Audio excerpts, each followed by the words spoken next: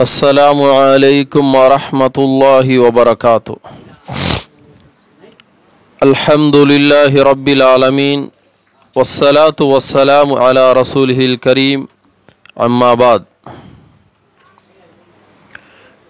अऊज़ु बिल्लाहि मिनश शैतानिर रजीम। बिस्मिल्लाहिर्रहमानिर्रहीम।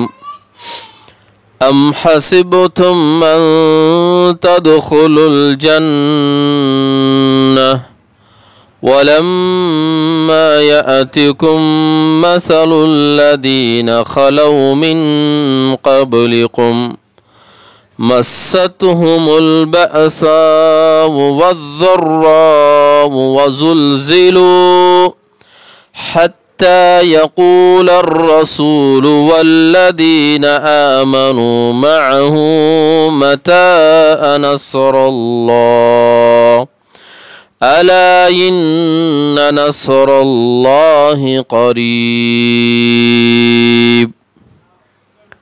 అనంత కరుణామయుడు అపార కృపాశీలుడైన అల్లాహ్ పేరుతో ప్రారంభం. సర్వ ప్రశంసలు సకల పొగడుతలు సర్వలోకాలకు సృష్టికర్త పరమ పవిత్రుడు పరిశుద్ధుడైనటువంటి అల్లాహ్కు మాత్రమే శోభిస్తాయి. అల్లాహ్ ఆయన తప్ప మరొక ఆరాధ్య దైవం ఎవడూ లేడు. సకల చరాచర సృష్టికి మూలాధారం అయిన ఆయన సజీవుడు, నిత్యుడు, అనంతుడు. అంతిమ దైవ ప్రవక్త ముహమ్మద్ రసూలుల్లా సల్లల్లాహు అలైహి వసల్లం వారిపై, గతించిన ప్రవక్తలందరిపై, ప్రవక్త ముహమ్మద్ సల్లల్లాహు అలైహి వసల్లం వారి కుటుంబీకులపై, ప్రవక్త సల్లల్లాహు అలైహి వసల్లం వారి ఉమ్మత్తులో సమస్త విశ్వాసులందరిపై అల్లాహ్ యొక్క శాంతి శుభాలు ఎల్లవేళలా కురియుగాక. ఆమీన్. సోదరులారా, సోదరిమణులారా, దైవాన్ని విశ్వసించడం అంటే ఏమిటి? దైవాన్ని నిజాయితీగా, ఇఖ్లాస్తో, చిత్తశుద్ధితో దైవాన్ని విశ్వసించడం అంటే ఏమిటి? మా అమ్మకు ఆరోగ్యం బాగలేదని అల్లాను విడిచిపెట్టి మరో దైవం దగ్గరికి వెళ్ళి మొక్కుకోవడమా? నాకు ఆరోగ్యం బాగలేదని చెప్పేసి అల్లాను విడిచిపెట్టేసి, అల్లాహ్ ధర్మాన్ని కాదని చెప్పేసి, ప్రవక్త సల్లల్లాహు అలైహి వసల్లం వారి యొక్క పద్ధతిని కాదని చెప్పేసి ఎవరో చెప్పారని అక్కడికి వెళ్ళి మంత్రించుకోవడమా? నా మీద కష్టాలు వచ్చాయని, బాధలు వచ్చాయని చెప్పేసి పలానా చోట తిరిగితే నీ కష్టాలు, నీ బాధలు తగ్గిపోతాయని ఎవరో చెప్పగానే వెళ్ళి అక్కడికి వెళ్ళిపోయి తిరిగేసి రావడమా? అల్లాహ్ను, అల్లాహ్ ధర్మాన్ని, ప్రవక్త సల్లల్లాహు అలైహి వసల్లం వారిని కాదని ఎక్కడో వెళ్ళి మంత్రించుకోవడం, ఎక్కడో వెళ్ళి దారాలు తాయెత్తులు కట్టించుకోవడం, ఎక్కడో వెళ్ళి తిరిగి రావడం, ఇదా విశ్వాసం అంటే? ఇది విశ్వాసం కాదు. మనస వాచ కర్మణ త్రికరణ శుద్ధితో ఎప్పుడైతే లా ఇలాహా ఇల్లల్లా, అల్లాహ్ తప్ప మరొక ఆరాధ్య దైవం ఎవ్వడు లేడు అని ఎప్పుడైతే నువ్వు కలిమా పలికావో, నీ మీద ఎన్ని కష్టాలు వచ్చినా, ఎన్ని బాధలు వచ్చినా, ఎన్ని సమస్యలు వచ్చినా ఆ కలిమా మీద నీతి, నిజాయితీ, చిత్తశుద్ధి అనేది నువ్వు ఎల్లవేళలా కనబరచాలి. కన్ను నొప్పి వచ్చిందని చెప్పేసి ఒక దేవుడి దగ్గరికి, కడుపు నొప్పి వచ్చిందని చెప్పేసి మరొక దేవుడి దగ్గరికి, కాలు నొప్పి వచ్చిందని చెప్పేసి మరొక స్వామి కాడికి, బట్టలు మార్చినట్టు, చెప్పులు మార్చినట్టు ఆరాధన చేయడం అనేది ఇది నీతి నిజాయితీతో కూడుకున్న విశ్వాసం కాదు సోదరులారా. సహాబాలు ఆనాడు నీతి నిజాయితీతో లా ఇలాహా ఇల్లల్లా అనే మాట చిత్తశుద్ధితో పలికారు కాబట్టే శత్రువులు వారి యొక్క తలలు నరికినా కూడా లా ఇలాహా ఇల్లల్లా కలిమా మీదనే స్థిరంగా ఉన్నారు. శత్రువులు వారిని కొరడాలతో కొట్టి హింసించినప్పటికి కూడా అల్లాహు అహద్, అల్లాహు అహద్ అనే మాటే వారు చెప్పారు. బగబగా మండేటటువంటి ఎడారి మట్టి ఇసుకలో వారిని పడబెట్టేసి కొరడాలతో కొట్టిన బండ రాళ్ళు తీసుకొని వచ్చి వారి ఎదురొమ్మ మీద పెట్టినప్పుడు కూడా, వారిని రంపాలతో కోసినా కూడా, వారిని అగ్గిలో పడుకోబెట్టి కాల్చినా కూడా వాళ్ళు చిత్రహింసలు భరించారే తప్ప మాకు ఈ దేవుడు వద్దు, కష్టాలు వచ్చేట్టుగా ఉంటే మాకు ఎక్కడైతే సుఖంగా ఉంటుందో మేము అక్కడికి పోతామని వారు ఏనాడు కూడా చెప్పలేదు.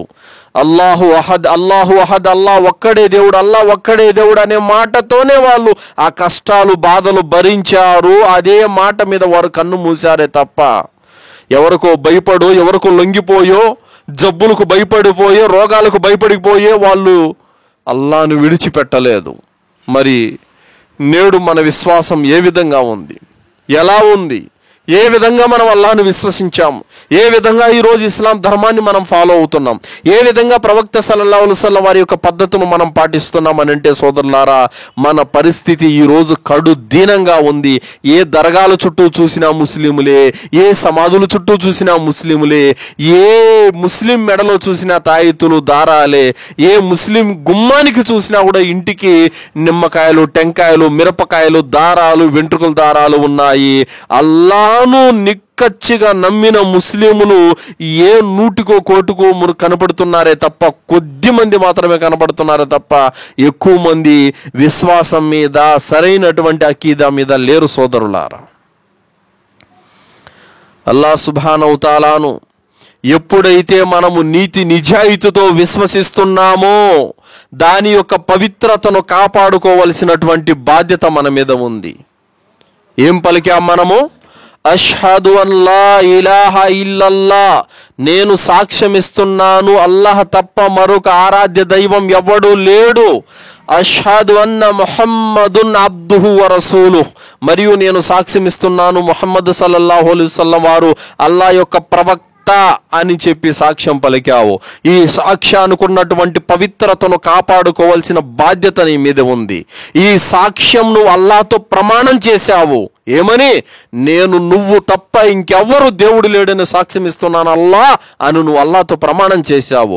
మరి అల్లాహ్తో చేసినటువంటి ఆ ప్రమాణం ఎప్పుడు తెగిపోతుందో తెలుసా?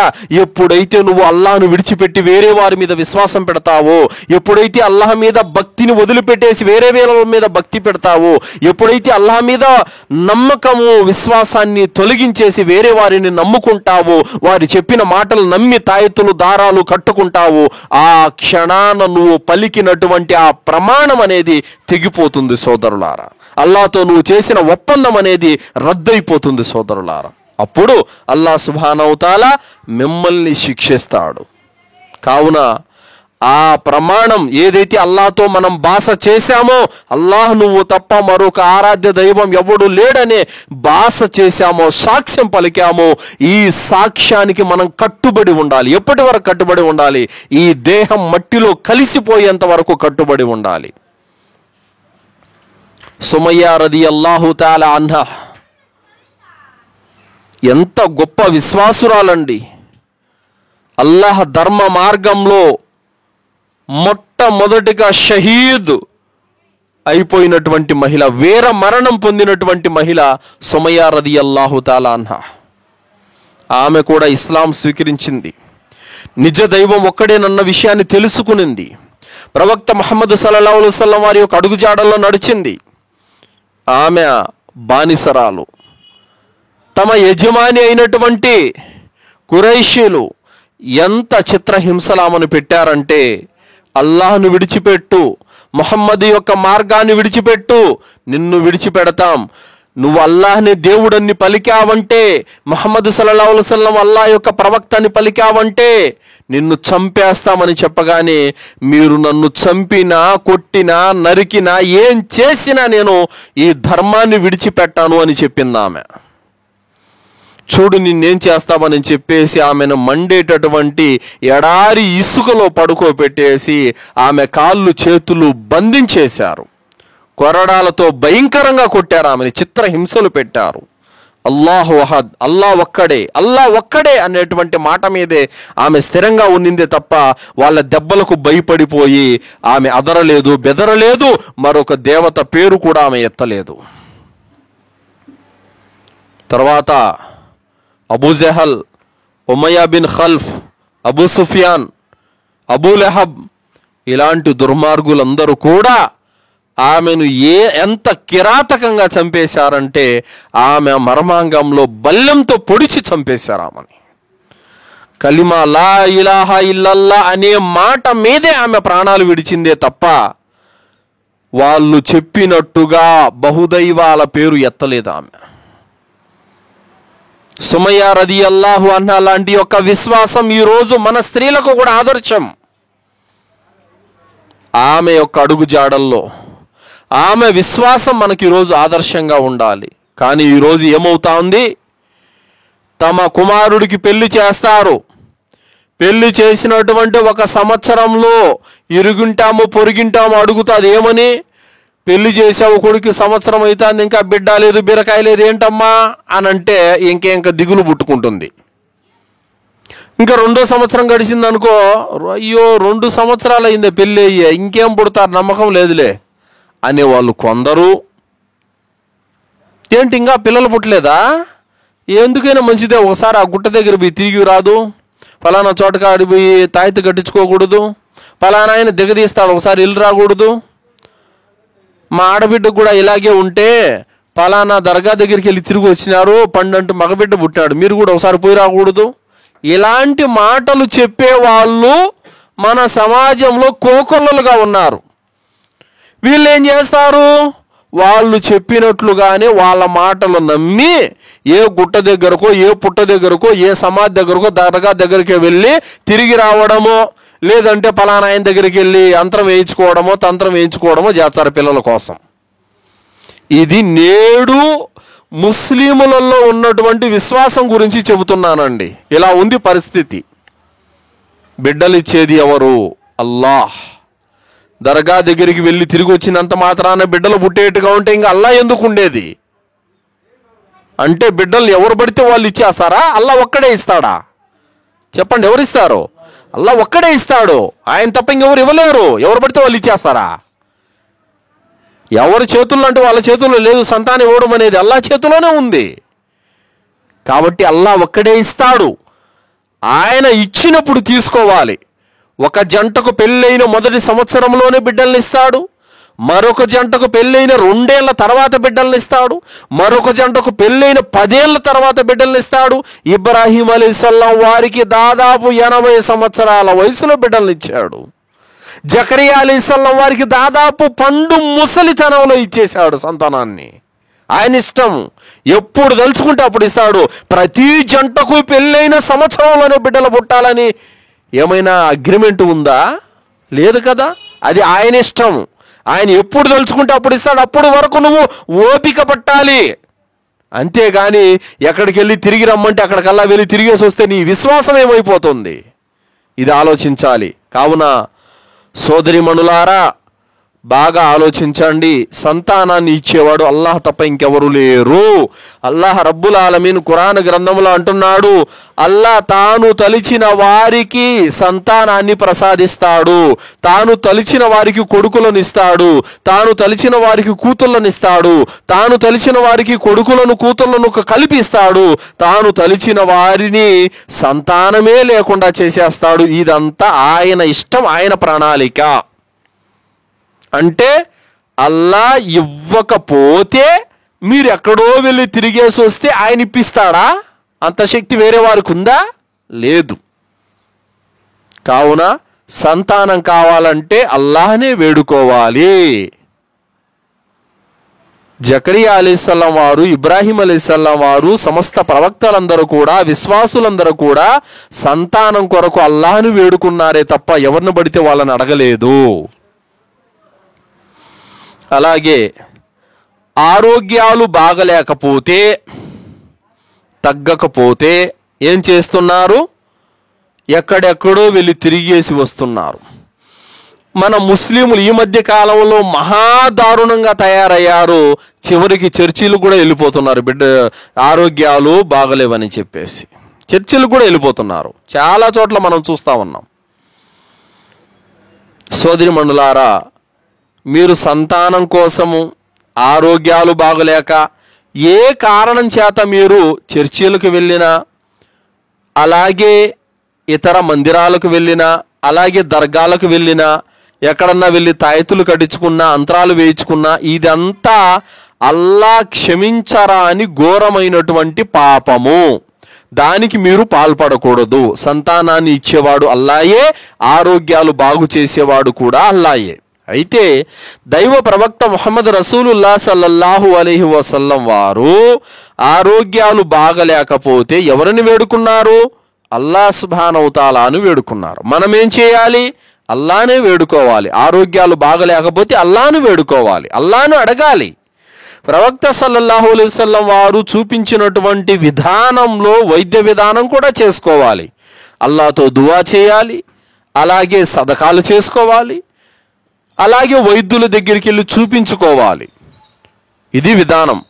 అంతేకాని ఈరోజు మన ముస్లిం సమాజంలో ఎలా అయిపోయిందంటే ప్రతి పిల్లవాడి యొక్క మెడలో తాయితులు ఉంటాయి, దారాలు ఉంటాయి. ఎందుకు వేస్తారు అని అంటే పిల్లాడికి జ్వరం వచ్చిందని, అలాగే కలలో పీడ కలలు పడుతున్నాయని, అలాగే రాత్రిపూట ఏడుస్తున్నాడని, అలాగే ఎగిరిపడుతున్నాడని, ఏమి దిష్టి తగిలిందని, ఇలాంటి వాటి కారణం చేత చాలామంది ఈరోజు తాయెత్తులు దారాలు వేసుకుంటా ఉన్నారు. ఇది ఇస్లాం తరీకా కాదు. మన ప్రవక్త సల్లల్లాహు అలైహి వసల్లం వారు నేర్పిన విధానం ఇది కాదు. ఆరోగ్యాలు బాగలేకపోతే ప్రవక్త సల్లల్లాహు అలైహి వసల్లం వారు సూరే ఫాతిహా 7 సార్లు చదివి ఆ చదివినటువంటి యొక్క ఏదైతే మనము చేతుల ద్వారా ఊదుకుంటామో ఆ చేతులతో శరీరం అంతా కూడా తడుముకోవాలి. దమ్ చేసుకొని కూడా తాగొచ్చు. ఆ నీళ్లు సూర్య ఫాతిహా చదివినటువంటి నీళ్లు త్రాగచ్చు, మీద కూడా చల్లుకోవచ్చు. కావున ప్రవక్త సల్లల్లాహు అలైహి వసల్లం వారు నేర్పిన విధానం అనేది ఒకటి ఉంది. కానీ ఈరోజు మనము ఆ విధానాన్ని విడిచిపెట్టేసి దైవేతరుల యొక్క ముస్లిమేతరుల యొక్క సాంప్రదాయాల వైపునకు వెళ్ళటం అనేది జరుగుతూ ఉంది. ఇది తప్పు. అల్లాహ్ సుబ్హానహు తాలా ఖురాన్ గ్రంథంలో తెలియజేస్తున్నాడు, అం హసిబుతుం అన్ తద్ఖులుల్ జన్న, ఏమి మీరిట్టే స్వర్గంలోకి వెళ్ళిపోదామని అనుకుంటున్నారా? వలమ్మా యాతికుం మసలుల్ లదీన ఖలౌ మిన్ ఖబ్లికుం, మీ పూర్వీకుల మీద వచ్చినటువంటి యొక్క విపత్తులు మీ మీద ఇంకా రానేలేదే. మస్సత్హుముల్ బఅస్సావు వజ్జర్రావు వజుల్జిలు హత్తా యకూల రసూల వల్లదీన ఆమను మఅహు మతా నస్రల్లాహ్, వారి మీద కష్టాలు, బాధలు, రోగాలు విరుచుకుపడ్డాయి. వాళ్ళు ఆ కష్టాల యొక్క దాటికి తట్టుకోలేక ఇంకా ఎప్పుడు అల్లాహ్ సహాయం వస్తుందని వాళ్ళు ఆక్రోశించారు.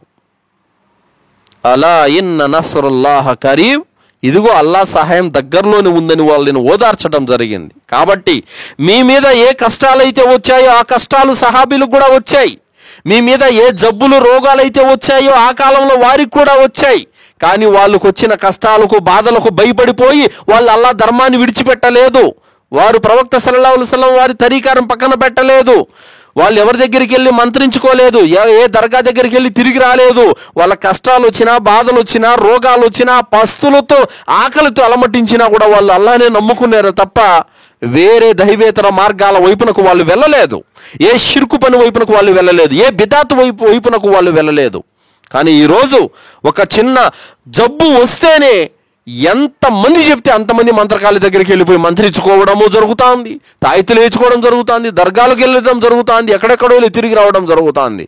ఇది ఏమంటారంటే ఇది కల్తీ భక్తి. ఇది అవసరం కొద్ది. అంటే ఇక్కడ అల్లాహ్ బాగు చేయలేదు, నెక్స్ట్ దర్గా దగ్గర కూడా బాగా కాలేదు, నెక్స్ట్ చర్చి అక్కడ కూడా బాగా కాలేదు, ఇంకో చోటికి.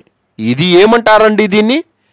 ఇది కల్తీ విశ్వాసం, ఇది నకిలీ విశ్వాసం. ఇది అంటే నీకు ఎక్కడ బాగా అయితే ఆ దేవుడు కావాలా, నీకు ఎక్కడ బాగా అయితే అక్కడ కావాలా. అంటే నీకు ఎల్లవేళలా ఏ జబ్బు రాకూడదు, ఏ సమస్య రాకూడదు, ఏ కష్టం రాకూడదు, హ్యాపీగా కాలు మీద కాలు వేసుకొని కూర్చోంటే నీకు దేవుడు కావాలా. ఇదే విశ్వాసం. ఒక జబ్బుకు తట్టుకోలేవు, ఒక కష్టానికి తట్టుకోలేవు. అల్లాహ్ సుబ్హానహు తఆలా మానవుడు అనబడిన ప్రతి ఒక్క జీవికి పెట్టాడు కష్టాలు, బాధలు, పరీక్షలు. తట్టుకోవాలి. దేనికి తట్టుకోలేకపోయి నీ విశ్వాసాన్ని నమ్ముకుంటా ఉంటే ఇంక నీదేం విశ్వాసము? కావున షిర్కు జోలికి వెళ్ళకూడదు. అల్లాహ్ సుబ్హానహు తఆలా ఏ పాపాన్నైనా క్షమిస్తాడు కానీ షిర్కును మాత్రము సుతరాము క్షమించాడు. అల్లాహ్ సుబ్హానహు తఆలా గనక తలుచుకుంటే ఎంత ఘోరమైన పాపాలనైనా సరే తాను దయదలిచిన వారిని క్షమిస్తాడు. కానీ ఒక్క షిర్కును మాత్రం అల్లాహ్ క్షమించాడు. షిర్క్ అంటే అల్లాహ్తో పాటు వేరొక దేవుడు ఉన్నాడని చెప్పటము. అల్లాహ్తో పాటు వేరే వారిని ఆరాధించడము, ఇదంతా కూడా బహుదైవారాధన అనబడుతుంది. ఈ బహుదైవారాధనను అల్లాహ్ సుబ్హానహు వ తఆలా సుతరాము క్షమించడు. అల్లాహ్ ఖురాన్ గ్రంథంలో తెలియజేస్తున్నాడు, ఇన్నల్లాహ లా యగ్ఫిరు అన్ యుష్రక బిహి వ యగ్ఫిరు మా దూన దాలిక లిమన్ యషా. అల్లాహ్ దృష్టిలో క్షమాపణ లేని నేరం షిర్కు ఒక్కటే. ఇది తప్ప ఆయన తాను తలిచిన వారి పాపాలన్నీ కూడా క్షమిస్తాడు అని అల్లాహ్ సుబ్హానహు వ తఆలా స్పష్టంగా చెప్పాడు. కావున మనము ఏ కష్టాలు వచ్చినా, ఏ బాధలు వచ్చినా అల్లాహ్ను ఒక్కడనే ఆరాధించాలి, అల్లాహ్ను మాత్రమే నమ్ముకోవాలి తప్ప ఈ దర్గాలంట, సమాధులంట తిరగడం అనేది మానేయాలి. కష్టాలు, బాధలు, రోగాలు, జబ్బులు వచ్చినప్పుడు ఈ దారాలు కట్టుకోవడం, మంత్రించుకోవడము, అంతరాలు వేయించుకోవడం ఇది కూడా మనం మానుకోవాలి. ప్రవక్త ముహమ్మద్ రసూలుల్లాహ్ సల్లల్లాహు అలైహి వసల్లం వారు తెలియజేశారు, మన్ అల్లక తమీమతన్ ఫఖద్ అష్రక్. ఎవరైతే తాయెత్తు ధరిస్తారో వారు షిర్కు బహుదైవారాధనకు పాల్పడినట్లే అని చెప్పారు. ప్రవక్త సల్లల్లాహు అలైహి వసల్లం వారు తెలియజేశారు, ఎవరైతే తాయెత్తులు, దారాలు ధరిస్తారో అలాంటి వారి కార్యాలను అల్లాహ్ నెరవేర్చకుండుగాక అని చెప్పారు. అంటే ఆయన ప్రవక్త సల్లల్లాహు అలైహి వసల్లం వారు రివర్స్లో దువా చేశారు. ఏమని? ఎవరైతే తాయెత్తులు, దారాలు కట్టుకుంటారో వాళ్ళ కార్యాలు నెరవేరకూడదు అని చెప్పారు ముహమ్మద్ సల్లల్లాహు అలైహి వసల్లం వారు. అలాంటి వారికి మనశ్శాంతి లేకుండా ఉండాలని చెప్పారు. ప్రవక్త సల్లల్లాహు అలైహి వసల్లం వారి దగ్గరికి బైత్ చేయడానికి మదీనా నుండి కొంతమంది వచ్చారు. అందులో ప్రవక్త సల్లల్లాహు అలైహి వసల్లం వారు 9 మంది చేతుల మీదుగా చేతిలో చేసి ప్రమాణం చేశారు, వాగ్దానం తీసుకున్నారు. ఒక వ్యక్తి చెయ్యి మాత్రం ముట్టుకోలేదు. ఎందుకు ముట్టుకోలేదంటే అతని చేతికి తాయెత్తుంది. ముహమ్మద్ సల్లల్లాహు అలైహి వసల్లం వారు అన్నారు, ఆ తాయెత్తు తెంపేయని చెప్పారు. అతను తెంపేసిన తర్వాత ప్రమాణం తీసుకున్నారు. అంటే తాయెత్తు ఉన్నవాడి చెయ్యి ముట్టుకోవడానికి కూడా ముహమ్మద్ సల్లల్లాహు అలైహి వసల్లం వారు ఒప్పుదల లేదు ఆయనకి.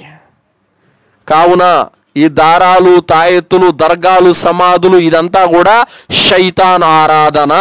ఇలాంటి వాటి జోలికి వెళ్ళేవారు ముస్లిములు కాలేరు. కావున సోదరిమణులారా, సోదరులారా, ఇలాంటి షిర్కు పనుల జోలికి వెళ్ళకండి. ఎవరైతే షిర్కు చేస్తారో, ఎవరైతే బహుదైవారాధనకు పాల్పడతారో అలాంటి వారికి స్వర్గం లేదని అల్లాహ్ తాలా తెలియజేశాడు. ఇన్నహు మై యుష్రిక్ బిల్లాహి ఫఖద్ హర్రమల్లాహు అలైహిల్ జన్న. ఎవరైతే బహుదైవారాధన చేస్తారో, అల్లాహ్తో సాటి కల్పిస్తారో అలాంటి వారికి అల్లాహ్ తాలా స్వర్గాన్ని హరాం చేశాడు. వాళ్ళు ఎట్టి పరిస్థితుల్లో స్వర్గానికి వెళ్ళలేరు. వమా అవాహున్నార్, అలాంటి వారు శాశ్వతమైన నరకంలో ప్రవేశిస్తారు. వమా లిజ్జాలిమీన మిన్ అన్సార్, మరియు అలాంటి వారిని కాపాడేవాడు, ఆదుకునేవాడు, రక్షించేవాడు ఎవడు లేడని అల్లాహ్ సుబ్హానహు వ తఆలా తెలియజేస్తున్నాడు అన్నమాట. ఈ మాట చెప్పగానే ఈ మధ్యన కొంతమంది ఎలాంటి ప్రశ్నలు వేస్తున్నారంటే, ఈ మధ్యన చాలామంది ఇలాంటి ప్రశ్న వేస్తున్నారు. అల్లాహ్ నన్నే ఆరాధించమని చెబుతున్నాడు, నాకు మాత్రమే ఇబాదత్ చేయమని చెబుతున్నాడు, ఇదేమి శాడిజము అని అంటున్నారు చాలామంది. అవివేకులు, మూర్ఖులు అనబడిన వాళ్ళు ఇలాంటి మాట చెబుతున్నారు. ఏమి? మీ తండ్రి, అరే బాబు నువ్వు నన్ను మాత్రమే నాన్న అని పిలవాలి అని ఒక తండ్రి చెబితే ఇది అన్యాయమా? ఎందుకు? నీకు జన్మనిచ్చింది నీ తండ్రి, నీకు తిండి పెట్టేది నీ తండ్రి, నిన్ను కని సాకి సంతరించింది నీ తండ్రి. కావున ఆయన్నే నాన్న అని పిలవడము ధర్మం, ఆయన్నే తండ్రిగా భావించడము న్యాయం. అల్లాహ్ చెప్పేది కూడా అదే. నేనే నువ్వు నడుస్తున్నటువంటి నేలను, భూమిని పుట్టించిన వాడను, నేనే నువ్వు నివసిస్తున్న ఆకాశాన్ని తయారు చేసిన వాడను, నువ్వు తాగే నీళ్లను ఆకాశం నుండి కురిపించిన వాడను, నువ్వు తినే ఉపాధిని పుట్టించిన వాడను నేనే. కావున నన్నే ఆరాధించు అని చెప్పడం ఇది అన్యాయం ఎలా అవుతుంది? అన్యాయం అంటే ఏంటి? దుర్మార్గం అంటే ఏమిటి? ఈ సమస్తాన్ని తయారు చేసిన అల్లాహ్ను వదిలి ఏ మాత్రం సంబంధం లేనటువంటి వ్యక్తులను, బొమ్మలను ఆరాధించడము ఇది అన్యాయము, పాపం. అర్థమైందా? అల్లాహ్ నన్ను మాత్రమే ఆరాధించండి అనే మాట తప్పు ఎలా అవుతుంది? ఇది ఆయన సృష్టికర్త, దేవుడు, యజమాని. ఆయన దేవుడు అనడమే న్యాయం. ఆయన సృష్టికర్త అని పిలవడమే, ఆయన యజమానిగా భావించడమే న్యాయం, ధర్మం. ఇప్పుడు మీ ఇల్లు ఉంది, మీ ఇంటికి మీరే యజమాని. మీ స్థానంలో ఈరోజు నేను వచ్చి నేను యజమాని అంటే మీరు ఒప్పుకుంటారు? ఇది అన్యాయం కాదు? దుర్మార్గం కాదు? అలా ఈ విశ్వానికి అంతటికి యజమాని అల్లా. నువ్వేం చేస్తున్నావు? నీ చేత్తో ఒక బొమ్మను తయారు చేసి దాన్ని నిలబెట్టి ఇది నా దేవుడు అని అంటే, మరి ఎండపెండ బ్రహ్మాండాన్ని సృష్టించినోడు ఏం కావాలి? ఆయన ఎవరు అంటే నువ్వు చెప్పేది ఏంటి?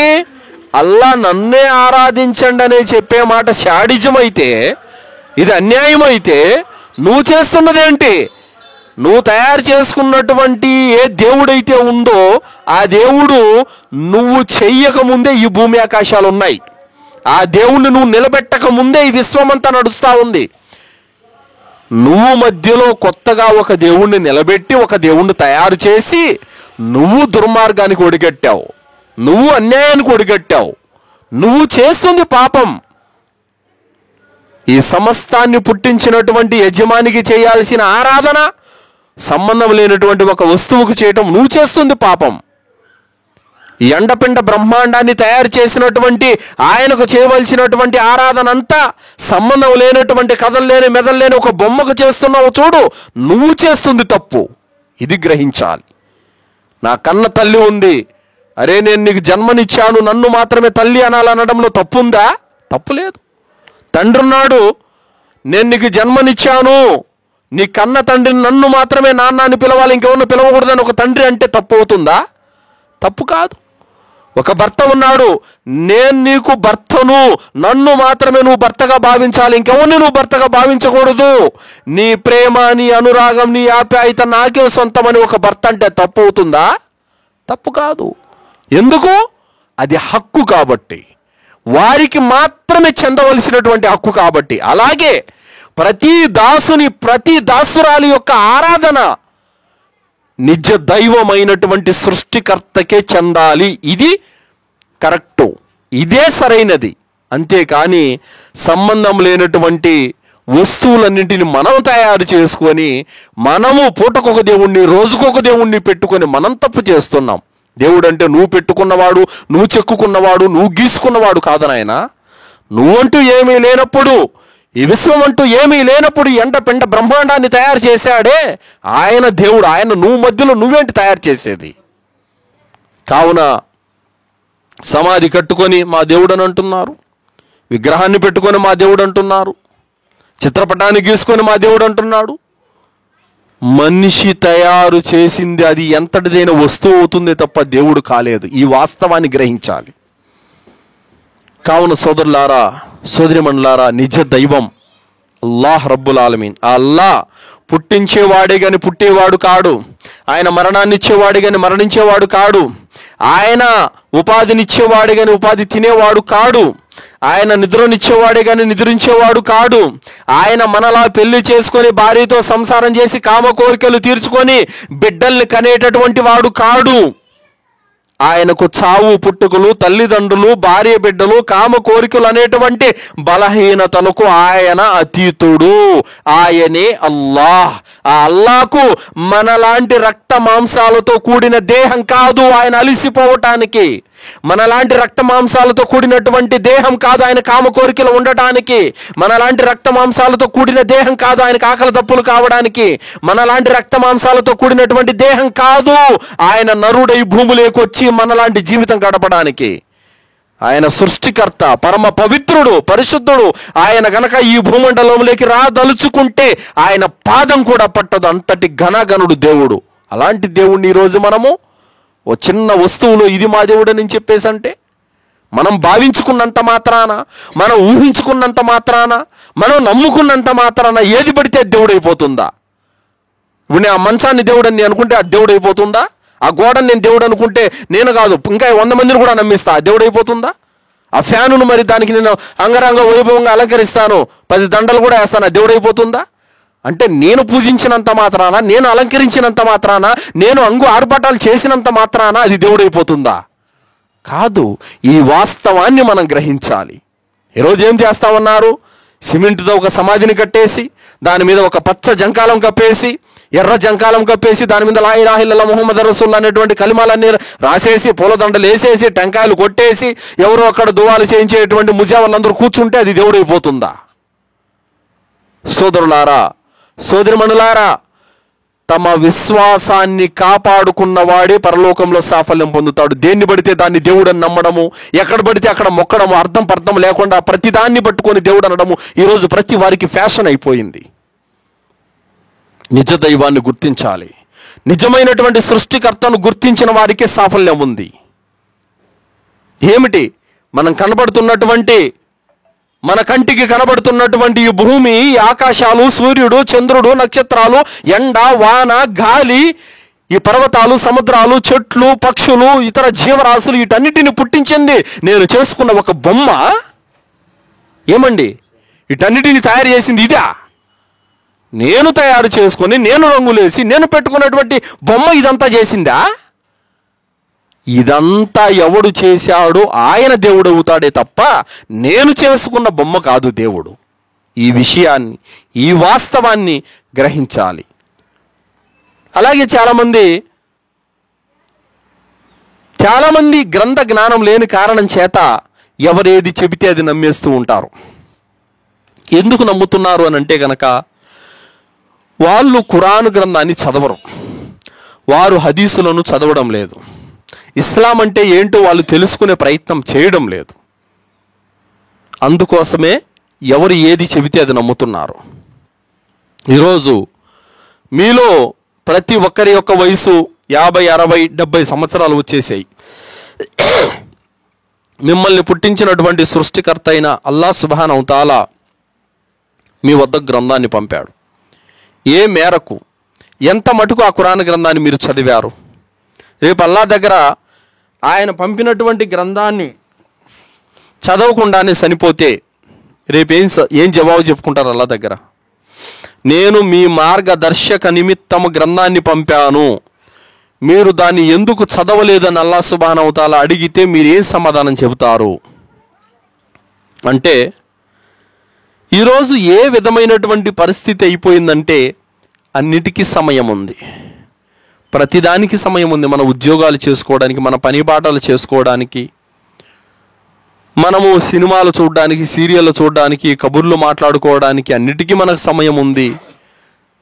నా పుట్టుకకు, నా జీవన మరణాలకు కారకుడైనటువంటి అల్లాహ్ రబ్బుల్ ఆలమీన్ పంపినటువంటి గ్రంథం, ఆ సందేశాన్ని చదవడానికి మన దగ్గర సమయం లేదు. అందుకే ఈరోజు ముస్లింలు మార్గం తప్పిపోతున్నారు. ఎవరేది చెబితే అది నమ్ముతున్నారు. ఒక్కసారి మీరు అర్థమయ్యే భాషలో ఖురాన్ చదివినట్లయితే మీ ప్రాణం పోయినా మీరు దర్గాలకు వెళ్ళలేరు. ఒక్కసారి మీరు అర్థమయ్యే భాషలో ఖురాన్ చదివినట్లయితే గనక మీరు ఎప్పుడూ తాయెత్తులు, దారాలు, మంత్రాలు, తంత్రాల జోలికి మీరు వెళ్ళను కూడా వెళ్ళరు అసలు. ఎందుకు మీరు ఈరోజు వెళ్తున్నారని అంటే కనుక మీరు ఖురాన్ చదవడం లేదు, అందుకోసమే దారి తప్పుతున్నారు. కావున సోదరి మండలారా, షిర్కుకు దూరంగా ఉండండి. ఇస్లాం ధర్మం అంటే ఏంటి తెలుసుకోండి. ఇస్లాం ధర్మము అన్ని జీవన విధానం. ఇస్లాం అంటే మతమో కులమో కాదు. ఇస్లాం అంటే జీవన విధానం. ఇస్లాం ధర్మము స్త్రీలు పరదా ఎలా పాటించాలి, స్త్రీలు తమ భర్తలతో ఎలా ఉండాలి, స్త్రీలు తమ సంసారాన్ని ఎలా నడుపుకోవాలి, ప్రతి విషయాన్ని కూడా ఇస్లాం ధర్మం చాలా చక్కగా నేర్పిస్తుంది. ఈరోజు ముస్లిముల యొక్క పరిస్థితి కూడా తమ సంతానం విషయంలో ఎంత దారుణంగా అయిపోయిందంటే, కనీసం ఈరోజు తమ కూతురికి పెళ్లి చేసి అత్తారింటికి పంపుతున్నారు. ఆమెకు ఒక బోకులు కడగడం చేత కాదు, ఒక కసువు ఊడ్చడం చేత కాదు, కనీసం ఆమెకు వంట చేయడం కూడా చేత కాదు.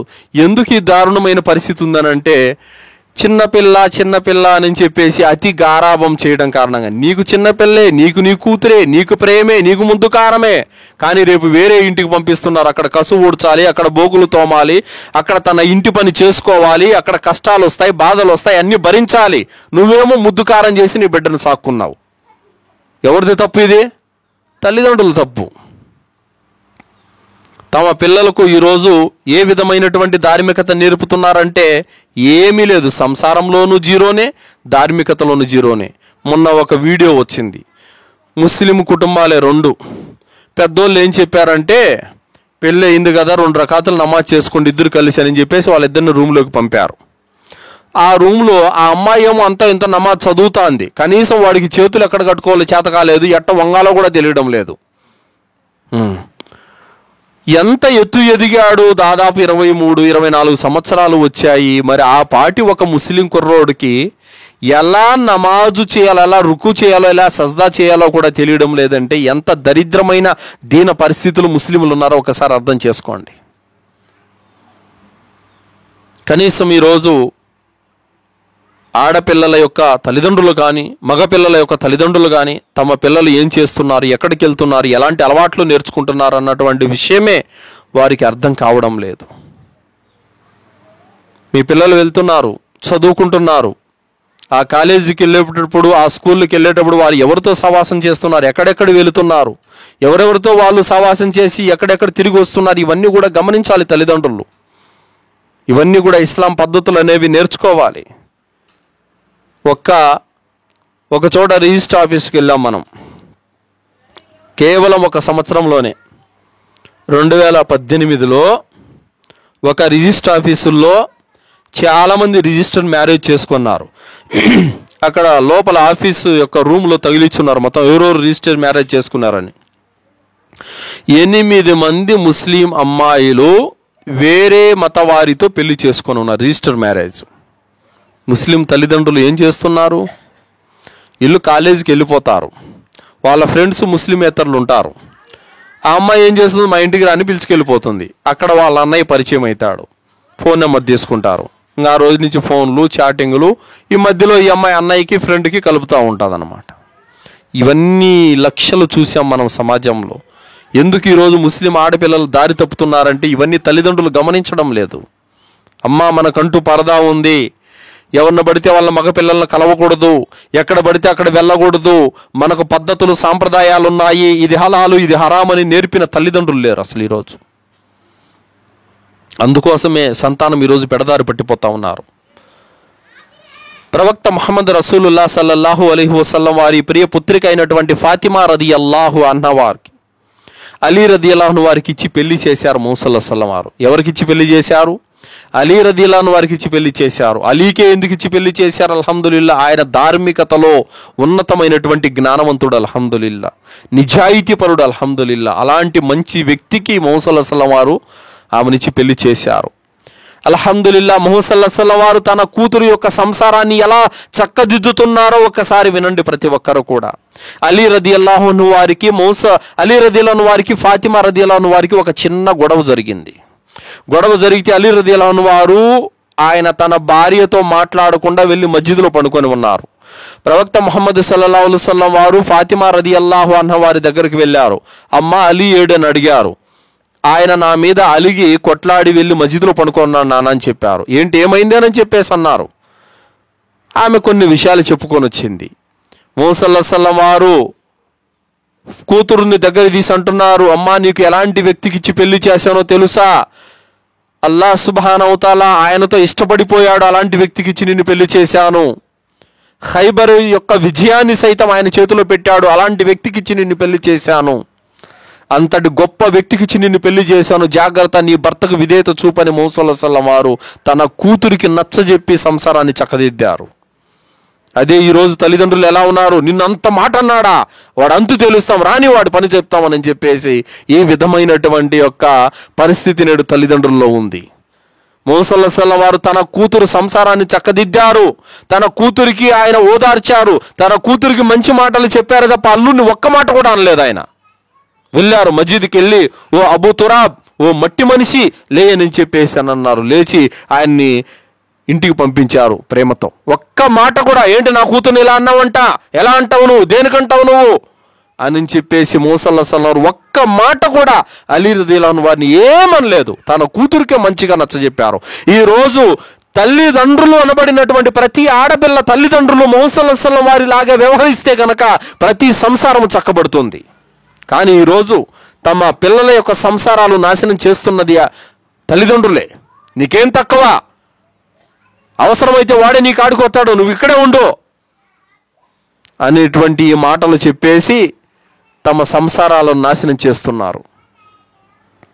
అలాగే దైవ ప్రవక్త ముహమ్మద్ సల్లల్లాహు అలైహి వసల్లం వారి యొక్క కూతురైనటువంటి ఫాతిమా రదియల్లాహు అన్హా వారు ఒకానొక సందర్భంలో, నాన్న, నా ఇంట్లో పని ఎక్కువగా ఉంది, పిండి రుబ్బుకోవాలి, మరియు బావిలో నుంచి నీళ్లు తోడాలి, ఇంట్లో చాలా ఎక్కువ పని ఉంది, చేతులు బొబ్బలు కాసిపోయినాయి, ఈ పని ఒక్కదాన్ని చేసుకోలేకపోతా ఉన్నాను, మీ వద్దకు అనేక మంది బానిసలు వచ్చినట్లుగా నాకు కబురు వచ్చింది, ఒక్క బానిసను ఇవ్వండి నాన్న, నాకు పని చేసుకోలేకపోతున్నానని చెప్పేసి ఫాతిమా రదియల్లాహు అన్హా వారు మౌసల్లల్లాహు అలైహి వసల్లం వారి దగ్గర చెప్పింది. ప్రవక్త ముహమ్మద్ సల్లల్లాహు అలైహి వసల్లం వారు అన్నారమ్మా, నీకు బానిస కంటే ఉత్తమమైనటువంటి విషయాన్ని నేర్పుతాను చూడు.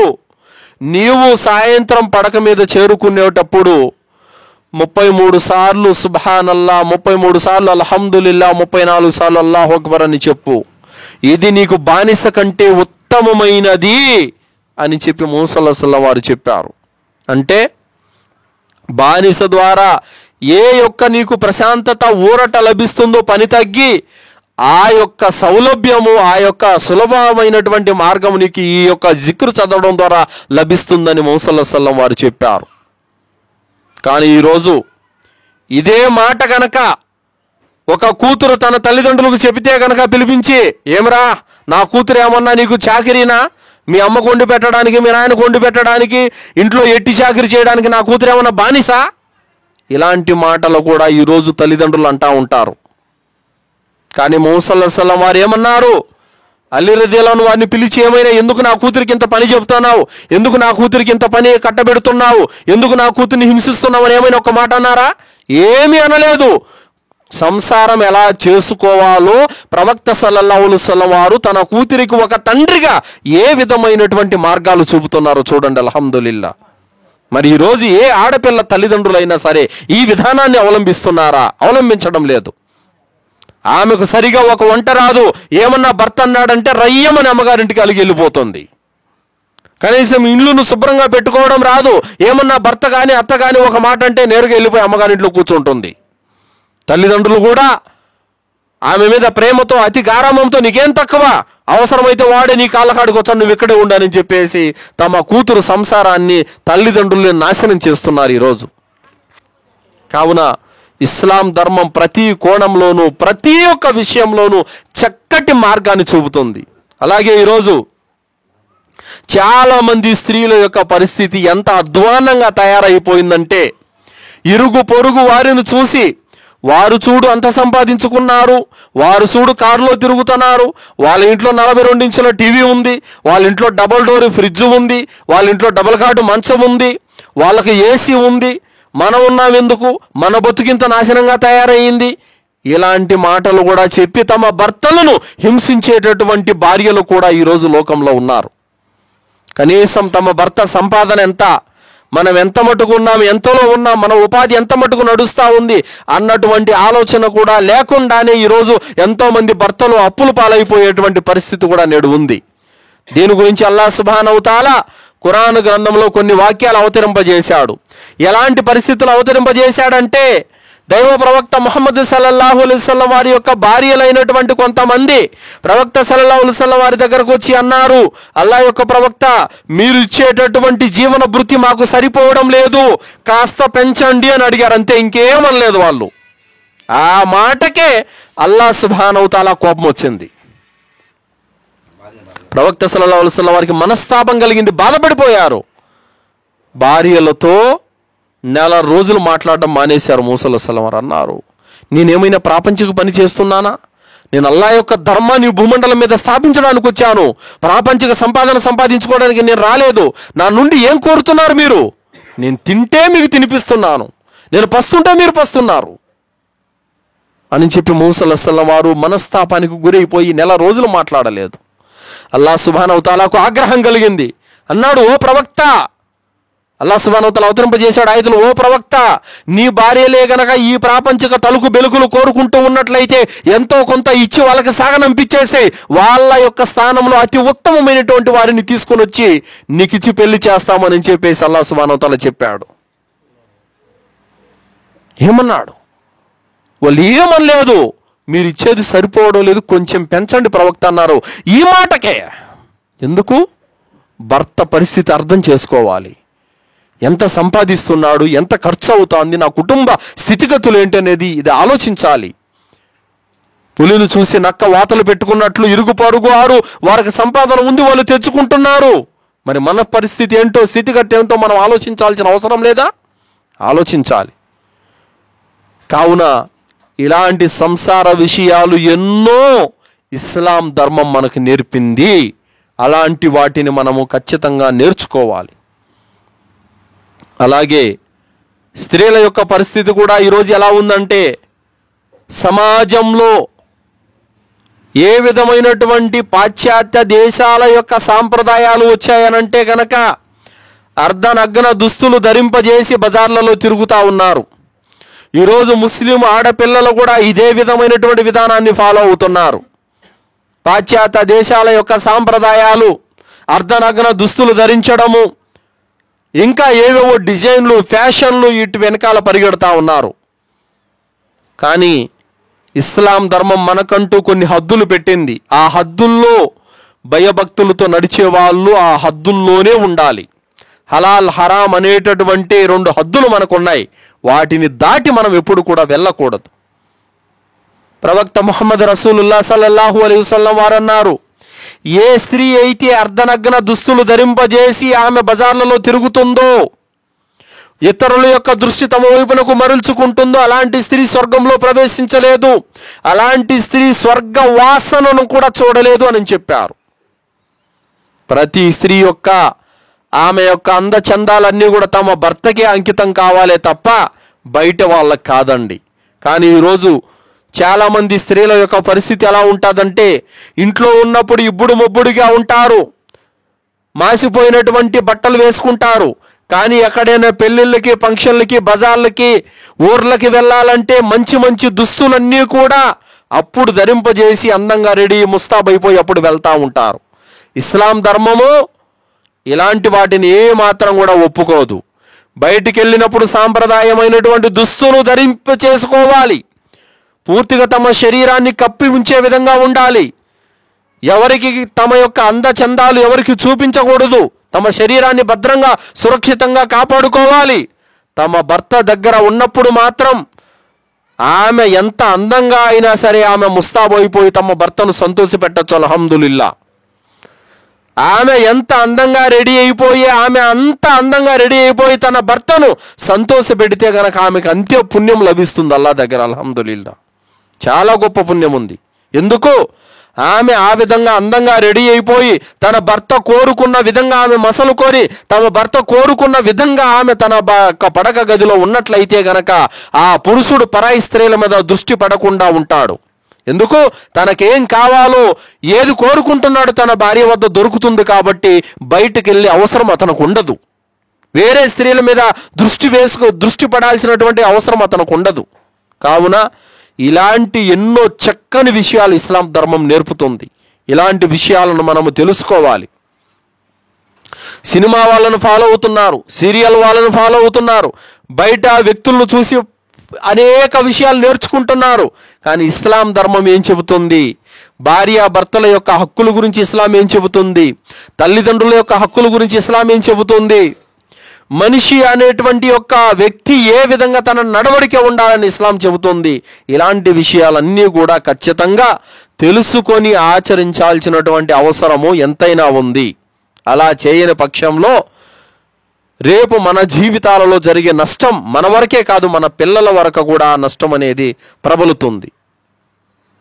అలాగే ఈరోజు చాలామంది ముస్లిం యొక్క కుటుంబాల్లో అనేక సమస్యలు తలెత్తుతున్నాయి. ఎన్ని చోట్ల కూడా ఈ ప్రశ్నలు చాలామంది అడుగుతూ ఉన్నారు. భర్త యొక్క తల్లిదండ్రులు తమ కుటుంబంలో ఉంటారు. కానీ ఈమె యొక్క వైఖరి కారణంగా, ఈమె యొక్క ప్రవర్తన కారణంగా ఇటు భర్త తల్లిదండ్రులకు ఏమి చెప్పుకోలేక, ఇటు తన భార్యకు ఏమి చెప్పుకోలేక మధ్యలో నలిగిపోతూ ఉంటాడు. అలాంటి పరిస్థితులు చాలామంది స్త్రీలు సృష్టిస్తూ ఉన్నారు కుటుంబాలలో. ఏ స్త్రీ అయితే తన భర్తను మనస్తాపానికి గురి చేస్తుందో, ఏ స్త్రీ అయితే తన భర్తకు కోపం తెప్పిస్తుందో అలాంటి స్త్రీ అల్లా ఆగ్రహానికి గురవుతుంది. ఎందుకంటే ఇతను నిద్ర లేస్తే ఉపాధి పని మీద బయటికి వెళ్తూ ఉంటాడు, సాయంత్రానికి రాత్రికి ఎప్పుడుకో తిరిగి ఇంటికి వస్తాడు. మరి ఆ భర్త యొక్క తల్లిదండ్రులు వృద్ధులైపోయి ఉంటారు. మరి వాళ్ళ ఆలన పాలన, తిండి తిప్పలు, మందు మాకు ఇవన్నీ సేవలు ఎవరు చేస్తారు? ఇంకా అతను ఇంటి దగ్గరే ఉంటే ఉపాధి ఎక్కడి నుంచి వస్తుంది? మరి అలాంటప్పుడు వారి యొక్క ఆలన పాలన చూసుకోవాల్సినటువంటి బాధ్యత భార్య పైన లేదా? ఉంది.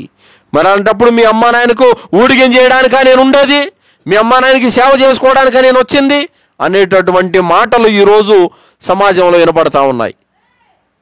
ఈ విషయంలో మీరు చూడండి, మీరు ఒకసారి పల్లెల మీద వెళ్ళి చూసినట్లయితే గనక అల్హమ్దులిల్లా అలాంటి చోట్ల తల్లిదండ్రులను ఎంతో చక్కగా చూసుకుంటూ ఉంటారు.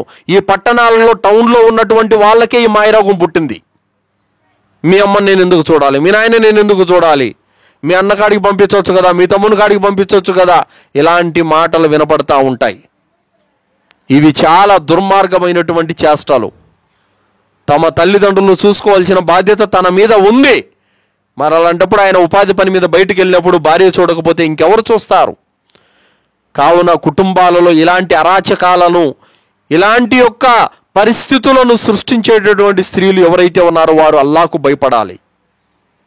తమ తల్లిదండ్రులను ఏ విధంగా చూసుకుంటుందో అదే విధంగా భర్త యొక్క తల్లిదండ్రులను కూడా చూసుకోవాలి. కానీ ఎక్కడైనా ఊరి నుంచి తమ యొక్క తల్లిదండ్రులు వచ్చారంటే గనక ఎక్కడ లేని ప్రేమ ఒలకబోస్తారు, ఎక్కడ లేనటువంటి ఆప్యాయతలు అనురాగాలు ఒలకబోస్తారు.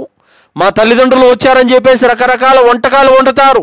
అదే భర్త నాన్న కానీ భర్త అమ్మ కానీ వచ్చినట్లయితే ఏమో మూతి ముడుచుకుంటుంది, మాట్లాడదు, ఆయన ఏదన్నా అడిగితే చేసి పెట్టదు. ఇలా సమస్యలు ఎన్నో ఊర్లలో మనం చూసాం. భర్తలు అనబడినటువంటి వాళ్ళు భార్యకి ఏం చెప్పుకోలేక, ఇటు అమ్మా నాన్నకి ఏం చెప్పుకోలేక నలిగి కృంగి కుషించిపోతా ఉన్నారు. ఈ స్థితులు, ఈ పరిస్థితులు ఖచ్చితంగా ముస్లిం సమాజంలో మారాలి. ఎవ్వరికి కూడా ఇలాంటి పరిస్థితులు మంచి కాదు. ఈరోజు ఆ వృద్ధులను చూడడానికి, వారి యొక్క సేవలు చేయడానికి మీరు ఇంత ఇబ్బంది పడుతున్నారు. మీరు కూడా ఏదో ఒక రోజున వృద్ధులు అయిపోతే గనక రేపు మిమ్మల్ని చూసే వాళ్ళు ఎవరు ఉంటారు? ఆ రోజు మీ బిడ్డలు కూడా ఇదే విధంగా వంతులు వేసుకుంటే, మీ బిడ్డలకు వచ్చిన భార్యలు కూడా మిమ్మల్ని ఇదే విధంగా దూషిస్తే అప్పుడు మీ పరిస్థితి ఎలా ఉంటుంది? ఈ యొక్క పరిస్థితులు, ఇలాంటి యొక్క స్థితిగతులన్నీ కూడా మనము తెలుసుకొని ఉత్తమమైనటువంటి పద్ధతి వైపునకు మారి అల్లాహ్కు భయపడి మనల్ని మనం సంస్కరించుకోవాల్సినటువంటి అవసరం ఎంతైనా ఉంది.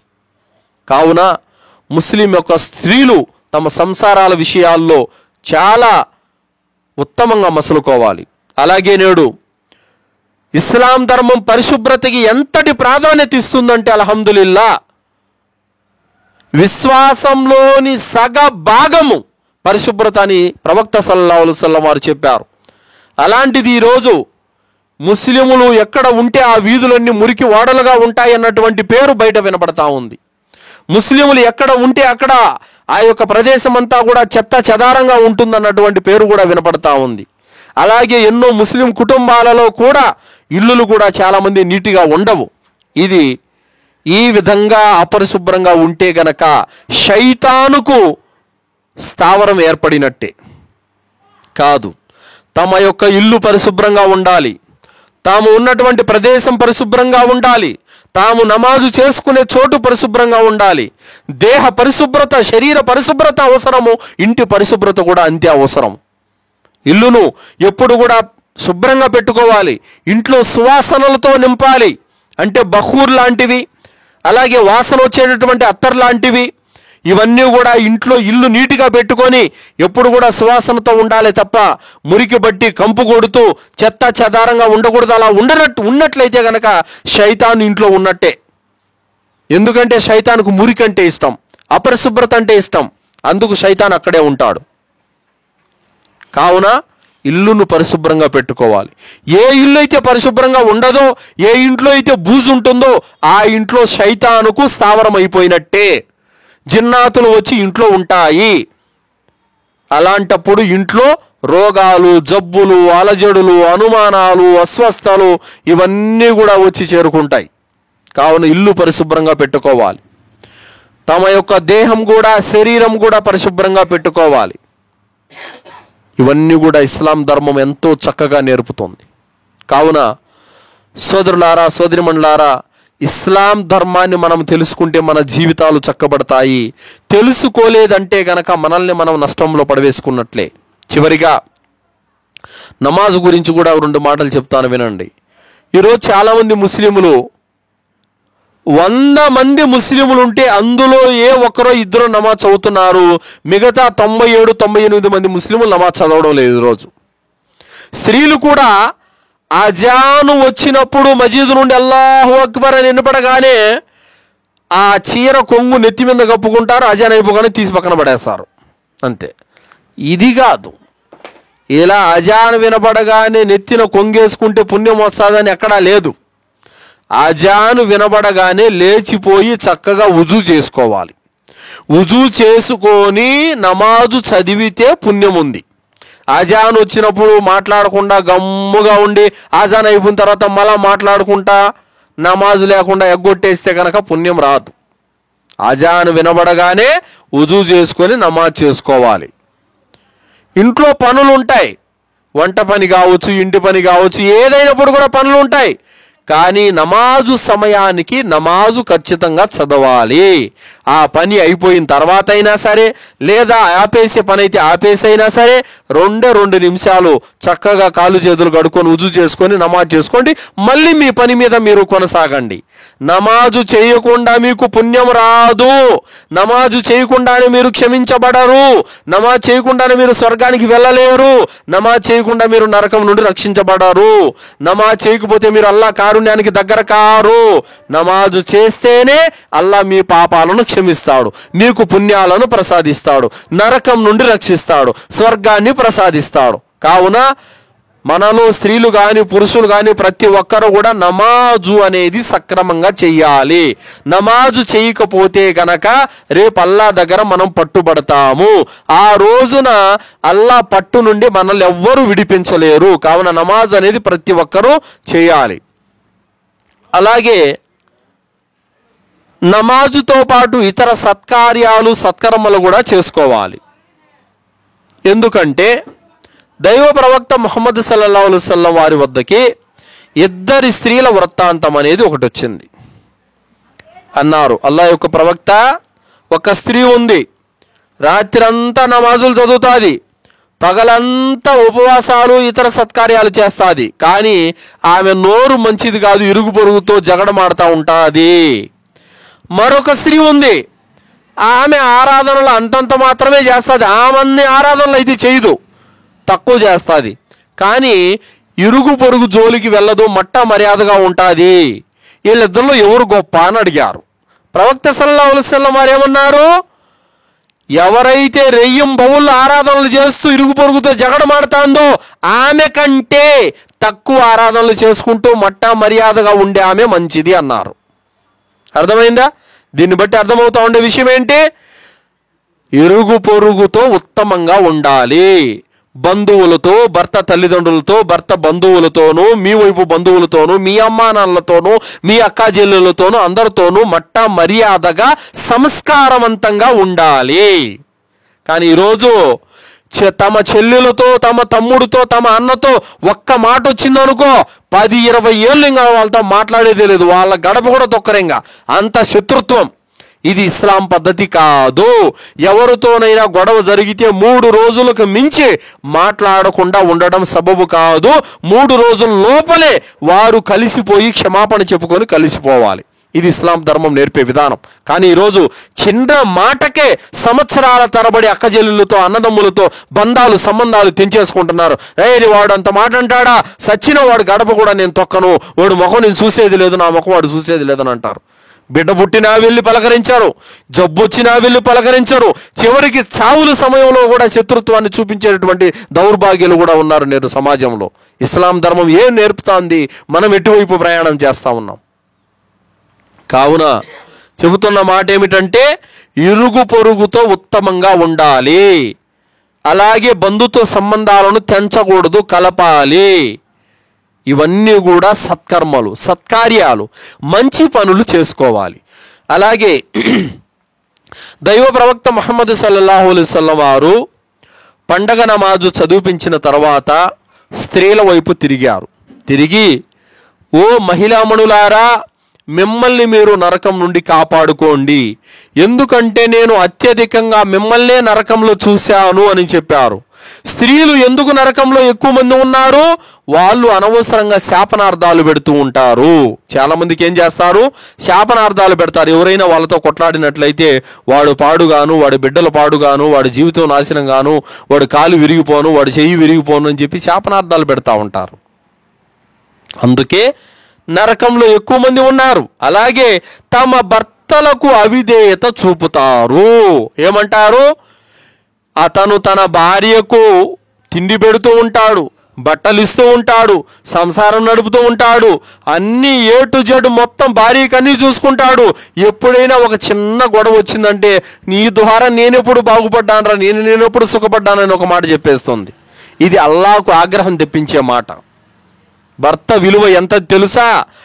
ప్రవక్త సల్లల్లాహు అలైహి వసల్లం వారు అన్నారు, అల్లాహకు కాకుండా ఇంకెవరికైనా సజ్దా చేసే అనుమతి ఉంటే అది భర్తకు చేయమని నేను భార్యకు ఆజ్ఞాపిద్దును, కానీ అల్లాహకు తప్ప ఇంకెవరికి సజ్దా చేసే అనుమతి లేదని అన్నారు. అంటే అంత ప్రాధాన్యత ఉంది భర్త పట్ల. భర్తకు విధేయత చూపాలి.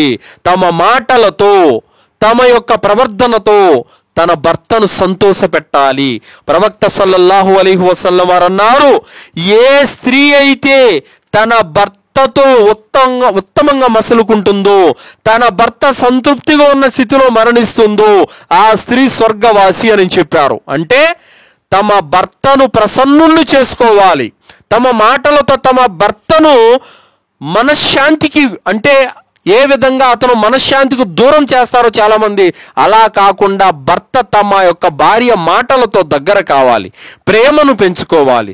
తన భార్య అంటే అతనికి చాలా ఎనలేనటువంటి ప్రేమ, ఆప్యాయత, అనురాగం కలగాలి. ఆ విధమైనటువంటి మనస్తత్వంతో తన భర్తతో మసలుకునేటువంటి స్త్రీలు స్వర్గవాసులని చెప్పడం జరిగింది. ప్రవక్త సల్లల్లాహు అలైహి వసల్లం వారు అన్నారు, ఈ 4 పనులు చేసేటటువంటి స్త్రీలు స్వర్గంలో ప్రవేశిస్తారు అన్నారు. ఎవరు? వారు అల్లాహ్ను విశ్వసించాలి, 5 పూటల నమాజు చేయాలి, రంజాన్ రోజాలు పాటించాలి, అలాగే తన శీలాన్ని కాపాడుకుంటూ భర్తకు విధేయత చూపాలి. ఇలాంటి స్త్రీలు స్వర్గానికి ఉన్న 8 ద్వారాల గుండా ప్రవేశిస్తారని ప్రవక్త సల్లల్లాహు అలైహి వసల్లం వారు చెప్పారు. కావున భర్త అనేక పనుల మీద విసిగిపోయి సతమతమైపోయి అతను అలిసి సొలసిపోయి ఇంటి గుమ్మంలో అడుగు పెట్టగానే ఆమె చిరునవ్వుతో స్వాగతం చెప్పాలి.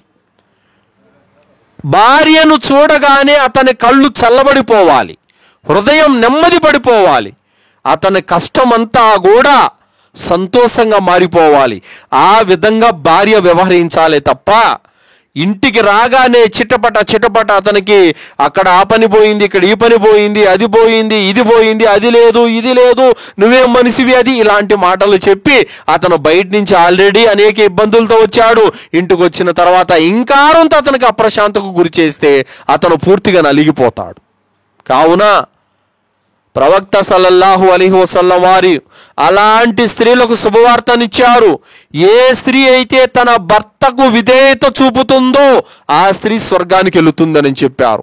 ఏ స్త్రీ అయితే తన భర్తను చూడగానే చిరునవ్వుతో స్వాగతం చెబుతుందో అలాంటి స్త్రీ ఉత్తమురాలని చెప్పారు.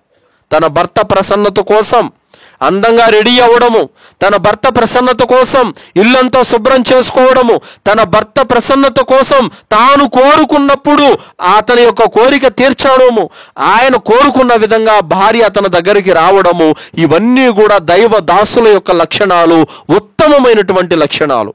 ఇవన్నీ కూడా ఇస్లాం ధర్మం మనకు నేర్పుతుంది. అందుకే ఈరోజు తమ ఆడపిల్లల్ని ఇలాంటి విషయాలన్నీ తెలియక అత్తారింటికి అలాగే పంపించేస్తున్నారు. ఆమెకేమో భర్తతో ఎలా ఉండాలో తెలియదు, అత్తమామలతో ఎలా ఉండాలో తెలియదు, ఏం వండాలో తెలియదు, ఏమీ తెలియక పోయిన 10 రోజులకి మళ్ళీ అమ్మగారింటికి వచ్చేస్తుంది. కావున ఇస్లాం ధర్మం ప్రతి విషయాన్ని మనకు క్షుణ్ణంగా నేర్పుతుంది. కావున ఇస్లాం ధర్మం అంటే అల్లాహ్ తప్ప మరొక ఆరాధ్య దైవం ఎవడూ లేడు, ముహమ్మద్ అల్లాహ్ యొక్క ప్రవక్త, మరియు 5 పూట్ల నమాజు చేయటం, మరియు రంజాన్ మాసంలో రోజాలు పాటించడం, స్తోమత ఉంటే హజ్జు చేయటము, స్తోమత ఉంటే జకాతు చెల్లించడము, ఇది ఇస్లాం ధర్మము. దర్గాలకు వెళ్ళడము, సమాధులను మొక్కడము, దారాలు తాయెత్తులు కట్టుకోవడం ఇస్లాం ధర్మం కాదు.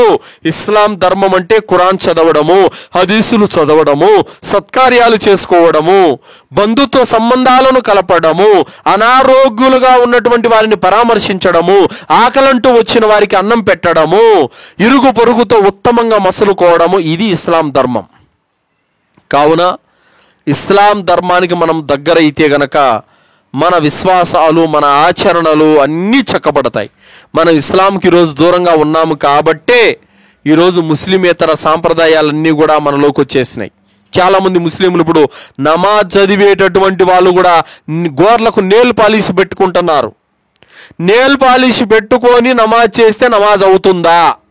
కాదు. ఎందుకు కాదు? ఎందుకు కాదనంటే ఈ గోరు ఏదైతే ఉందో ఆ నేల్ పాలిష్ అనేది కెమికల్ పేపర్ లాంటిది, పూర్తిగా గోరుకి అతకపోతుంది. ఈ గోరు ప్రాంతము మనకు నీళ్లు తడవదు, ఆ నేల్ పాలిష్ మీదనే జారిపోతుంది. అలాంటప్పుడు ఉజు కాకపోతే నమాజ్ కాదు. కావున నేల్ పాలిష్ పెట్టుకునే వారి నమాజు కాదు. అందుకోసమే గోరింటాకు పెట్టుకోవడం ఉత్తమం, అందులో ఆరోగ్యం కూడా ఉంది. నేల్ పాలిష్ అనే కెమికల్ పెట్టుకుంటే కనుక ఉజు కాదు, ఉజు కాకపోతే నమాజ్ కాదు. కావున నేల్ పాలిష్ పెట్టుకోకూడదు. అలాగే పూలు పెట్టుకొని, అలాగే సువాసనలు పూసుకొని, అత్తరు సెంట్లు కొట్టుకొని ఏ స్త్రీ కూడా బయటికి వెళ్ళకూడదు. ప్రవక్త సల్లల్లాహు అలైహి వసల్లం వారు చెప్పారు, ఏ స్త్రీ అయితే సువాసనలు పూసుకొని బజార్లలోకి వెళ్ళిపోతుందో ఆమె జనాబతుకు గుసుల్ స్నానం చేసినట్టుగా చేయనంత వరకు ఆమె పరిశుద్ధురాలు కాలేదన్నారు. ఆమె ఏం చేయాలి? సువాసనలు పూసుకొని బయటికి వెళ్ళినట్లయితే కనుక ఆమె గుసుల్ స్నానం చేయనంత వరకు ఆమె పరిశుద్ధురాలు కాలేదు. కావున నీ భర్త ముందర నువ్వు అత్తరు పూసుకో, సెంటు పూసుకో, నువ్వు పూలు పెట్టుకో, ఏమన్నా చేసుకో, అది మంచి పనే, ఉత్తమమైన కార్యమే. కానీ బయటికి బజార్లలోకి వెళ్ళేటప్పుడు మాత్రము మల్లెపూలు పెట్టుకోవడము, వాసన వచ్చే పూలు పెట్టుకోవడము, అత్తరు సెంటు కొట్టుకోవడము, ఇది తప్పు, ఇది చేయకూడదు. అలాగే ప్రవక్త ముహమ్మద్ సల్లల్లాహు అలైహి వసల్లం వారు చెప్పారు, పట్టీలు గల్లు గల్లు అనేటువంటి పట్టీలు స్త్రీలు పెట్టుకోకూడదు. పట్టీలు గొలుసులు ఏవైతే ఉన్నాయో శబ్దం రానివి పెట్టుకోవాలి. ఒకవేళ ఆ గజ్జెలు ఉన్నా కూడా అవి మనము కటింగ్ బ్లేడ్తో ఒత్తేస్తే కనుక శబ్దం రావు. అలాంటి శబ్దం రానివి పెట్టుకోవాలి తప్ప గల్లు గల్లు అని ఆ అమ్మాయి నడుస్తూ ఉంటే అడుగు శబ్దాలతో పాటు గల్లు గల్లు అని అంటే కనుక ఇది తప్పు. ఇలాంటి వాటికి ఇస్లాంలో అనుమతి లేదు. ఎందుకనంటే ప్రవక్త సల్లల్లాహు అలైహి వసల్లం వారు ఒకానొక సందర్భంలో తెలియజేశారు, ఒక మేక పిల్లకి ఒక గంట కట్టడం జరిగింది. ఆ గంట కట్టుకొని టంగు టంగుమని ఆ మేకపిల్ల నడుస్తూ పోతూ ఉంటే ప్రవక్త సల్లల్లాహు అలైహి వసల్లం వారు అన్నారు, ఆ మేకపిల్ల మెడలో గంట తీసేయండి, మీకు కనబడట్లేదు, నాకు కనిపిస్తుంది, శైతాన్ ఆ మేకపిల్ల వెనకాల తోక పట్టుకొని నడుస్తుంది అని చెప్పారు. కావున గల్లు గల్లు అనేటువంటి ఆ పట్టీలు అన్నవి అవి ఈ ముస్లిం యొక్క స్త్రీలకు తగవు, అలాంటివి పెట్టుకోకూడదు. ఇక దాని తర్వాత బురకాలు కూడా లూజుగా ఉండేటటువంటి బురకాలు, ఒకే కలర్ ఉండేటువంటి బురకాలు వేసుకోవాలి తప్ప రంగురంగుల యొక్క డిజైన్లు ఉన్న బురకాలు, ఆ పూసలు చెమ్కీలు ఉన్నటువంటి బురకాలు ధరించకూడదు. అసలు బురకా అనేది ఎందుకు వచ్చిందండి? ఇతరుల యొక్క దృష్టి తమ మీద పడకుండా ఉండేందుకు బురకా పెట్టడం జరిగింది. కానీ మీరు ఆ రంగురంగు డిజైన్లతో ఆ యొక్క నగాబులు, ఆ యొక్క మక్కనాలు వేసుకోవడం వల్ల అరే ఈ డిజైన్ ఏదో బలి ఉందని చెప్పేసి అందరూ నిధిగా చూస్తారు. కావున ఆ రంగురంగులు, ఆ డిజైన్లు, ఆ పూలు ఉండేవి, ఆ చెమికీలు ఉండేవి ఏమి అలాంటి బురకాలు ధరించకూడదు. అలాగే లూజుగా ఉన్నవి ధరించాలి తప్ప టైట్గా ఉన్నవి ధరించకూడదు. అంటే టైట్గా ఉండడం వల్ల ఆమె యొక్క అవయవాలు కనపడడం వల్ల ఇతరుల యొక్క పురుషులు తమ వైపునకు చూసే అవకాశం ఉంది. ఆ విధంగా దృష్టిని తమ వైపునకు తిప్పుకుంటే కనుక అలాంటి స్త్రీలు కూడా రేపు అల్లాహ్ దగ్గర జవాబు చెప్పుకోవాలి. కావున దుస్తులు సాంప్రదాయబద్ధమైన దుస్తులు ధరించాలి తప్ప టైట్ బురకాలు వేసుకోకూడదు. అలాగే స్త్రీలు అలంకరణ ఏదైతే ఉందో, అంటే చాలామంది ఈ మధ్యన బ్యూటీ పార్లర్లకు వెళ్ళేసి కనుబొమ్మలు గీయించుకోవడము, అలాగే ప్రైవేట్ పార్ట్స్ దగ్గర ఇతరుల చేత బ్యూటీ పార్లర్లో ఉన్నటువంటి మహిళల చేత వారు ఆ యొక్క వెంట్రుకలు రిమూవ్ చేయించుకోవడం ఇవి పాశ్చాత్య దేశాల్లో జరుగుతూ ఉన్నాయి. దరిద్రం ఏంటంటే ఈ మధ్యన మన యొక్క పట్టణాల్లో కూడా ఇలాంటి యొక్క దరిద్రాలు దాపురించాయి. ప్రవక్త సల్లల్లాహు అలైహి వసల్లం వారు అన్నారు, ఏ పురుషుడు యొక్క శరీర రహస్య భాగాలను ఇతర పురుషులు చూడటం కానీ, ఏ స్త్రీ యొక్క రహస్య భాగాలను మరొక స్త్రీ చూడటం కానీ జరగకూడదు. ఇది అల్లాహ్ దృష్టిలో అతి నీచమైనటువంటి కార్యము. కాబట్టి మన యొక్క ప్రైవేట్ పార్ట్లు ఇతరులు చూడకుండా జాగ్రత్త వహించాల్సినటువంటి అవసరం ఉంది. అలాగే కనుబొమ్మలు తీయించుకోవడం కూడా ఇస్లాంలో హరామే. కనుబొమ్మలు తీయించుకోకూడదు. అవి సన్నగా ఉండడానికి కనుబొమ్మలు చాలామంది గీయించుకుంటూ ఉంటారు. కనుబొమ్మలు గీయించుకోవడం అనేది లేదు. అలాగే ఇంకా చాలామంది ఏం చేస్తూ ఉంటారంటే, పెళ్ళైనటువంటి ముస్లిం మహిళలు మెట్టెలు ధరించడము, నల్ల పూసల దండలు ధరించడం కూడా చేస్తూ ఉంటారు. నల్ల పూసల దండలు ధరించడము, మెట్టెలు ధరించడము ఇది కూడా ఇస్లాం పద్ధతి కాదు. పెళ్ళి అనేది ఎప్పుడైతే తన భర్త తనకు మహర్ చెల్లించేసి కాజీ సమక్షంలో అక్కడ కాజీ చెప్పే విధంగా అతను కుబుల్ చేస్తాడు, ఆ ఒలీమాతో దాంతో నికా అవుతుంది తప్ప పూసల దండ వేసుకున్నంత మాత్రాన్ని నికా అయినట్టు, పూసల దండ లేకపోతే నికా కానట్టు ఇలాంటివేమీ లేవు. ఇవన్నీ ఇస్లాంకు సంబంధించిన సాంప్రదాయాలు కాదు. కాబట్టి ఆ మెట్టులు తొడుక్కోవడము, ఆ నల్ల పూసల దండలు ధరించడము ఇవి కూడా ఇస్లాంకు సంబంధించిన కార్యాలు కాదు. కావున ఇలాంటి విషయాలన్నీ కూడా ఇస్లాం ధర్మంలో మరెన్నో విషయాలు ఉన్నాయి. ఇలాంటివన్నీ కూడా తెలుసుకొని మనల్ని మనం సంస్కరించుకొని అసలైన ఇస్లాం ధర్మం మీద దాన్ని ఫాలో అవ్వాల్సినటువంటి అవసరము మనకు ఎంతైనా ఉంది. సోదరిమణులారా, సోదరులారా, అల్లాహ్తో దువా చేస్తూ ముగిస్తున్నాను. విన్నటువంటి విషయాలపైన సదాచరణ చేసే సద్బుద్ధిని అల్లాహ్ మనందరికీ ప్రసాదించుగాక. అల్లాహ్ సుబ్హానహు వ తఆలా స్వచ్ఛమైన ఇస్లాం ధర్మంపై జీవించే భాగ్యాన్ని ప్రసాదించుగాక. అల్లాహ్ మనల్ని షిర్కు నుండి, కుఫర్ నుండి, బిదాత్ నుండి రక్షించుగాక. అల్లాహ్ సుబ్హానహు వ తఆలా మనందరినీ కబర్ శిక్ష నుండి, జహన్నం నుండి రక్షించుగాక. అల్లాహ్ మనందరికీ జన్నతులో ఉన్నతమైన దర్జాలను ప్రసాదించుగాక. అల్లాహ్ మనందరికీ ఆయుర ఆరోగ్యాలను ప్రసాదించుగాక. అల్లాహ్ తాలా మనందరి యొక్క కష్టాలను, బాధలను దూరం చేయుగాక. సుఖవంతమైనటువంటి జీవితాన్ని ప్రసాదించుగాక. అల్లాహ్ మన కుటుంబాల్లో, మన వ్యాపారాల్లో బర్కతును ప్రసాదించుగాక. ఆమీన్. వాఖిరు దావానా అల్హమ్దులిల్లాహి రబ్బిల్ ఆలమీన్. అస్సలాము అలైకుం వరహ్మతుల్లాహి వబరకాతుహు.